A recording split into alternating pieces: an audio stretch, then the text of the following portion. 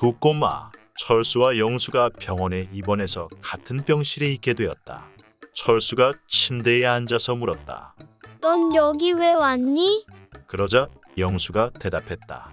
나는 편도선 수술하러 왔는데 아플까봐 무서워. 철수가 말했다. 전혀 걱정할 것 없어. 나도 그 수술을 받았는데 마취하고서 한참 푹 자고 나면 금방 괜찮아져. 까짓거 식은 죽 먹기야. 이번에는 영수가 물었다. 넌 여기 왜 온 거니? 철수가 대답했다. 응, 난 포경 수술하러 왔어. 그러자 영수가 하는 말. 와, 난 태어날 때 했는데 1년 동안 걷지도 못했어.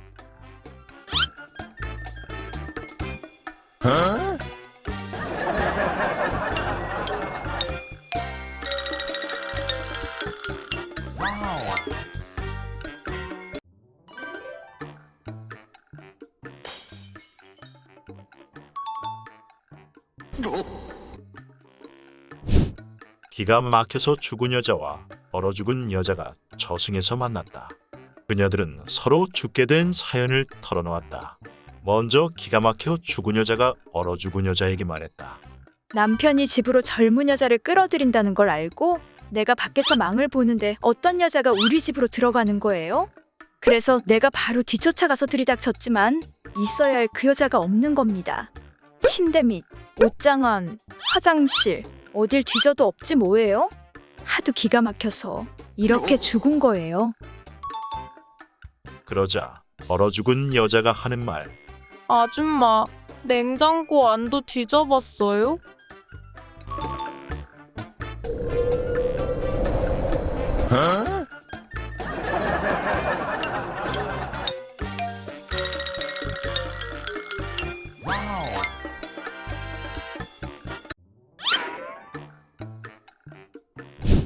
여기는 서울역 뒷골목. 20대부터 80대까지 다양한 세대의 노숙자가 있다.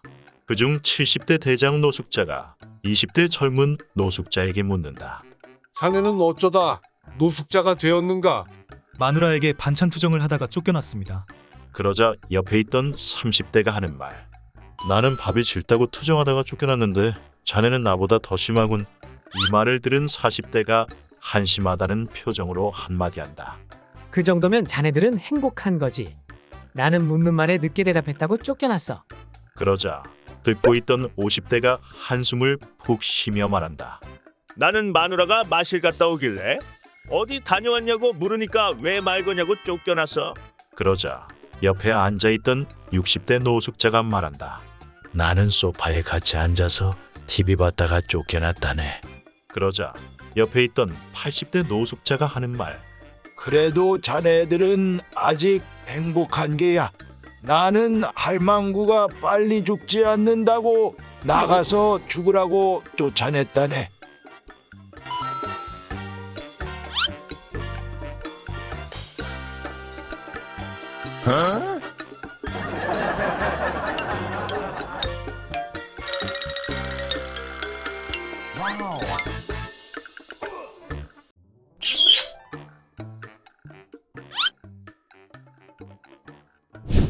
동네 어느 카페에서 30대 중반의 똑순이와 삼순이가 대화를 나누고 있다.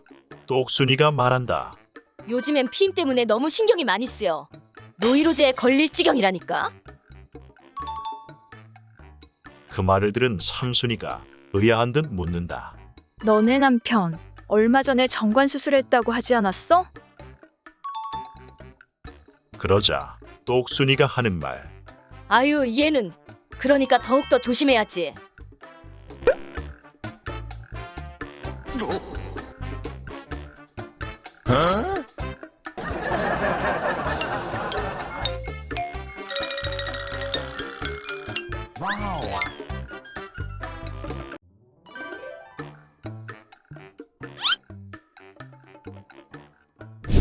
여자에 대해 아무것도 모르는 삼돌이가 장가를 갔다. 첫날 밤 신부의 몸을 더듬던 삼돌이는 갑자기 기겁을 하며 뛰쳐나가 땜장이를 불러왔다. 내 섹시 몸에 구멍이 있어요. 죽기 전에 빨리 떼어주세요. 신부를 살펴본 땜장이는 수리가 끝날 때까지 절대로 방문을 열지 말라고 삼돌이에게 일렀다. 30분이 지난 후 땜장이는 수리가 끝나고 돌아갔고 수리가 끝난 뒤 들어간 삼돌이. 방으로 들어가 신부의 그곳을 살피던 삼돌이가 실망한 표정을 지으며 하는 말. 이 자식이 가죽으로 떼오랬더니 풀로 떼웠군.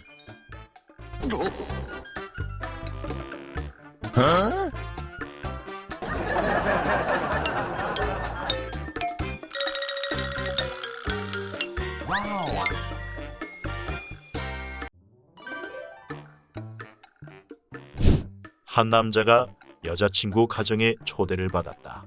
여자친구는 그에게 저녁 식사가 끝나고 그녀의 방으로 올라가 그걸 즐기고 싶다고 고백했다. 그 남자는 흥분하여 날아갈 것만 같았다.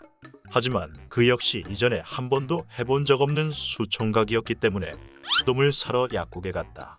그는 약국에 들어서서 오늘 밤에 있을 거사에 대하여 설명하고 여러 가지 조언을 구했다. 제가 오늘 밤에 여자친구와 처음을 가지려고 합니다. 그런데 전 테크닉도 잘 모르고 지식도 없는데 어떻게 해야 할까요? 그러자 약사는 그 남자에게 그것의 지식을 설명해주며 1시간 동안 연설을 했다. 이 사람아, 허리를 흔들 때는 박자와 리듬을 맞춰 쿵떡쿵떡. 친절한 약사는 그렇게 설명을 열심히 해주며 행운을 빈다며 공짜로 한 박스를 주었다. 그렇게 하여 그 운 좋은 남자는 신이 나서 꽃을 사고 약국을 나왔다. 그날 저녁 그 남자는 꽃을 들고 여자친구 집을 방문하였다. 문 앞에서 여자친구는 남자를 보며 부모님이 당신을 정말 만나보고 싶어 하세요. 라고 말했다. 두 사람은 집 안으로 들어가 여자친구의 부모님과 함께 식탁에 앉았다.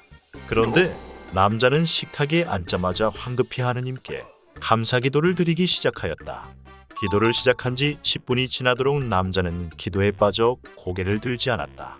결국 20분이 그렇게 지나고 여자친구는 감격하여 슬쩍 남자에게 몸을 기울여 귓속말을 했다. 어머, 난 자기가 이렇게 종교적으로 생각 깊은 사람일 줄은 꿈에도 상상 못했어. 그러자 남자친구가 여자친구에게 하는 말. 나도 니네 아버지가 약국 약사일 거라고는 꿈에도 상상 못했어.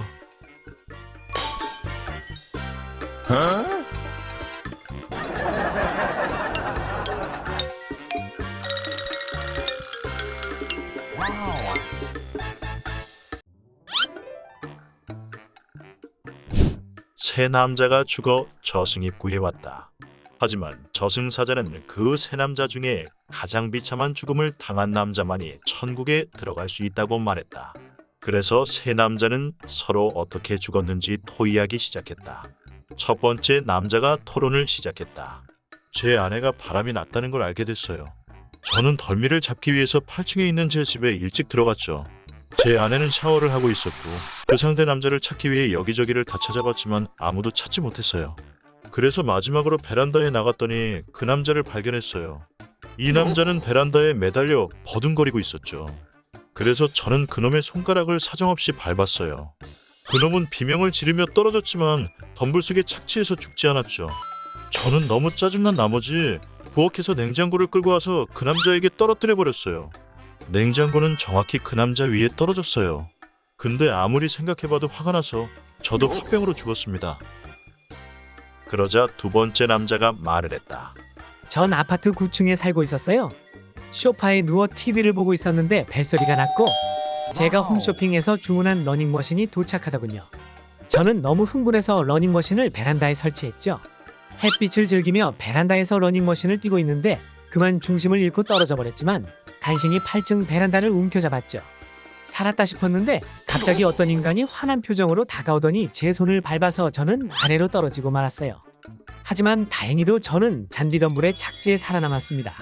저는 하느님께 감사하다고 생각하고 있었는데 갑자기 어디선가 냉장고가 제 몸 위로 떨어졌습니다.